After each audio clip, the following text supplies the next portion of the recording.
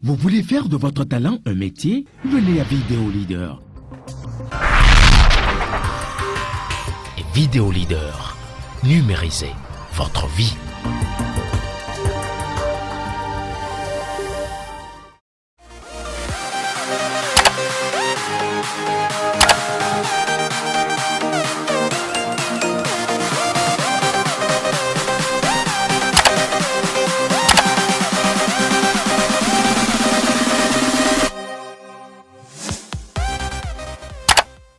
Les business agricoles ne peuvent pas se faire sans un accès sûr et fiable à de la terre. Chers amis d'AgroFocus, soyez les bienvenus sur ce 7e numéro de votre émission.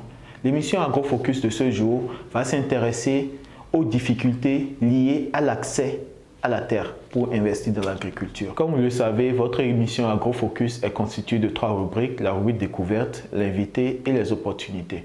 Commençons par la découverte de l'état des terres dans la ville de Parakou. Comment est-ce que les terres sont exploitées à Parakou? C'est avec Nima Toussani.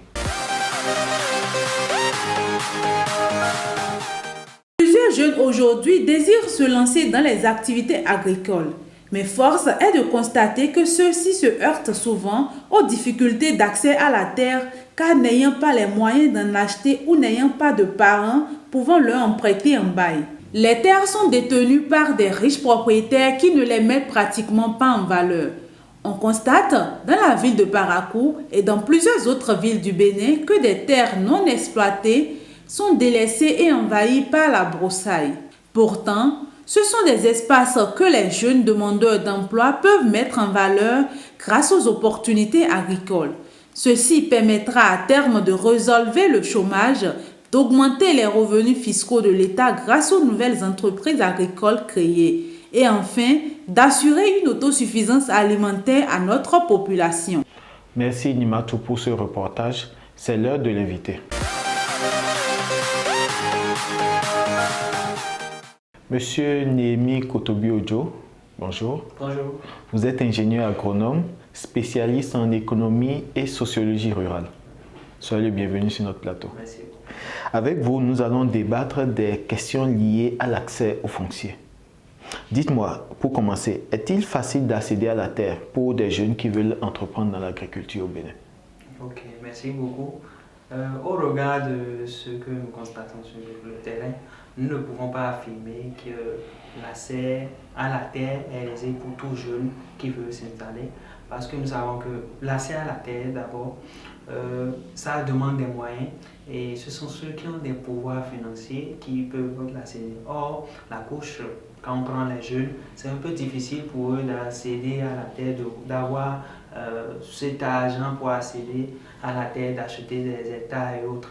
Peut-être ceux qui ont la chance peuvent bénéficier des terres qui ne sont pas utilisées, peut-être par un parent et autres, et ils peuvent s'installer sur ces terres. Donc, de façon globale, on ne peut pas dire maintenant que l'accès à la terre est facile pour tout jeune qui veut s'installer. Ok, merci Monsieur Kotobi-Ojo. Bon, là je note dans votre explication que c'est difficile d'avoir accès à la terre, surtout aux terres cultivables au Bénin. Maintenant, dites-moi, est-ce qu'il y a des mécanismes qui existent pour permettre à ces jeunes-là qui n'ont pas de terre, qui n'ont pas accès à la terre, qui n'ont pas de parents ayant de terre, est-ce qu'il y a des mécanismes qui existent pour leur faciliter l'accès à une terre cultivable? Ok, merci beaucoup. Il y a des mécanismes de genre, oui. Et il y a des projets de développement qui viabilisent des espaces et qui installent les jeunes qui n'ont pas accès à la terre et là ils peuvent produire pour avoir un revenu. Également au niveau de la loi sur le foncier, nous avons d'ailleurs déjà animé avec Abed une communication sur ça. Et dans cette loi-là, il y a une possibilité d'utiliser la terre. De quelle manière? Je suppose que je suis un individu, je trouve quelque part une terre qui n'est pas exploitée, je vois qu'il y a une insuffisance de mise en valeur. Je prends une autre, je crée une autre et je m'adresse à l'autorité communale de ma zone. Je lui notifie que c'est comme ça, j'ai vu une terre qui n'est pas exploitée. Et là, l'autorité communale saisit la commission de gestion foncière qui fait une enquête contradictoire, qui atteste réellement que cette terre n'est pas mise en valeur. Et après ce constat, si réellement la commission de gestion donne l'accord à l'autorité communale de prendre un acte, lui, à son tour, il prend l'acte et il le notifie au propriétaire de la terre. Et ce propriétaire, maintenant, dans les 2 mois qui vont suivre... 2 ou 12 mois? Dans les 2 mois qui vont suivre. Dans les 2 mois qui vont suivre, il va donner sa décision de mettre en valeur ou pas la terre. S'il veut mettre la terre en valeur, ça veut dire que au plus dans les 12 mois qui vont suivre, là, il y a une confusion à mon niveau. Il doit mettre la terre en valeur. Si non, alors là, celui qui a identifié cette terre-là, ou bien l'organisation qui a identifié cette terre-là, il doit à son tour maintenant mettre en valeur cette terre-là sous un contrat de bail au plus tard dans les 12 mois qui vont suivre.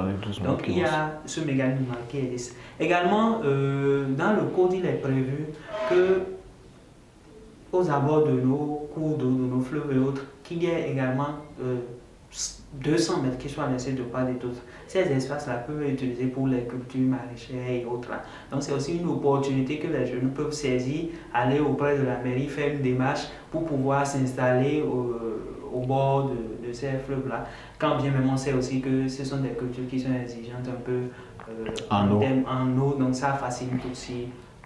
Ils ont aussi accès à l'eau facilement. Ok, si je comprends bien, donc si vous identifiez une terre, oui, vous allez vers la mairie, une terre qui a priori appartient à un privé, oui, la mairie fait des démarches pour vous mettre en relation avec le propriétaire, oui, vous signez un contrat de bail, oui, avec le propriétaire pour exploiter cette terre-là.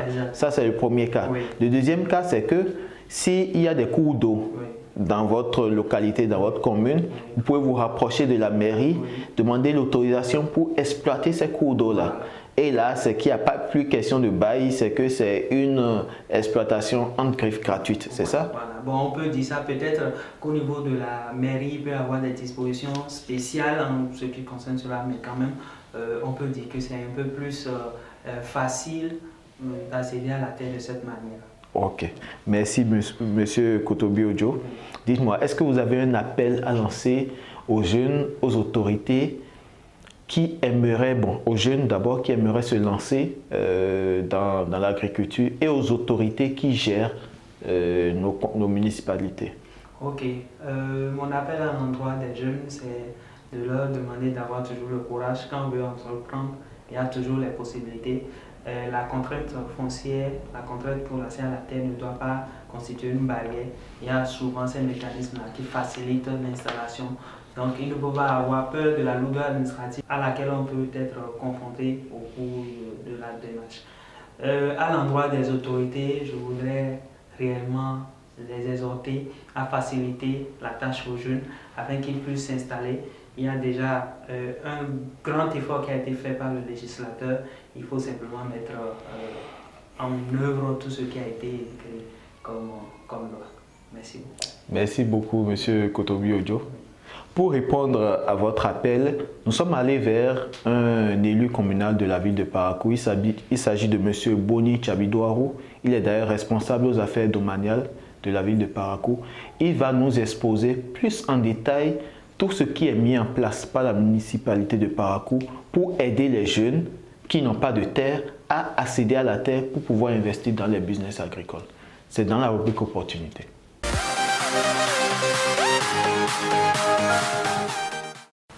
Vous savez, nous avons trop de patients cultivables au niveau de notre commune, à Parakou.